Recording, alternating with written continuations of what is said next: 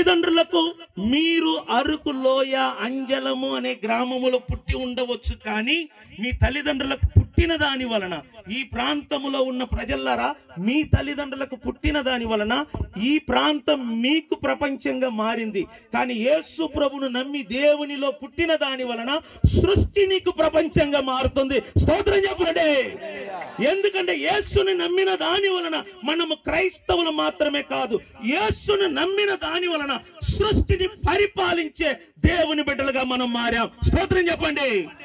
మీ ఆలోచనలు మారాలి. నేను అదే చెప్తున్నాను, మీ మైండ్ సెట్ మారాలి. ఒకసారంట ఒక చిన్న బాలుడు, 12 సంవత్సరములో ఉన్న బాలుడు,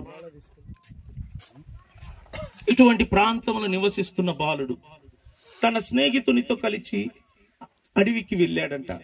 ఒక చెట్టును చూశాడు, బారుగా హైట్ గా ఉన్న చెట్టును చూస్తే ఆ చెట్టు మీద ఏదో ఒక గూడు కనబడుతుంటే ఈ యవనస్తుడు చెట్టు ఎక్కి చూస్తే ఆ గూటిలో గుడ్లు కనబడ్డాయి. ఆ గుడ్లు గెద్ద పెట్టిన గుడ్లు. గెద్దలు తెలుసు కదా,